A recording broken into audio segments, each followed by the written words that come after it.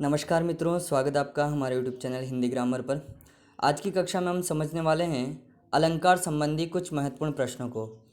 ये ऐसे वो प्रश्न हैं जो अधिकांश एग्जाम में पूछे गए हैं।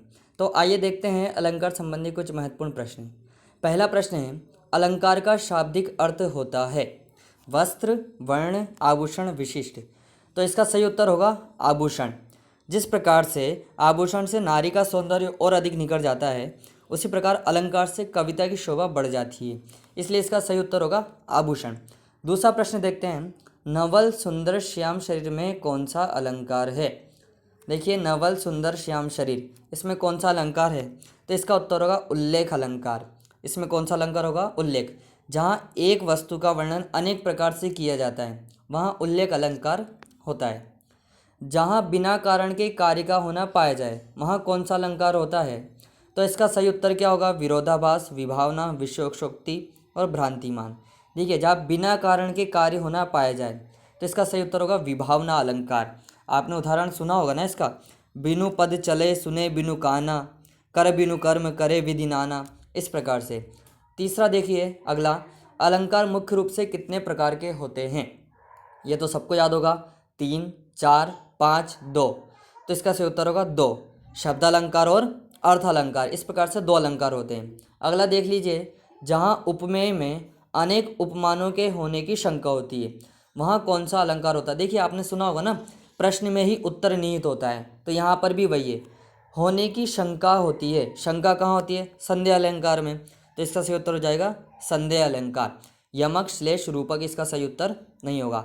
अगला प्रश्न देख लीजिए, जहाँ उपमेय में उपमान की समानता की संभावना व्यक्त की जाती है, वहाँ कौन सा अलंकार होता है, तो वहाँ होगा उत्प्रेक्षा अलंकार। जहाँ संभावना व्यक्त की जाए, वहाँ उत्प्रेक्षा अलंकार होगा। जैसे मानो, मनु, जानो, जनु, ये इसके कोड वर्ड है, ठीक है। जहाँ भी ये शब्द आए, वहाँ उत्प्रेक्षा अलंकार होता है। देखिए, अगला प्रश्न है, निम्नलिखित में से कौन सादृश्य मूलक अलंकार नहीं है।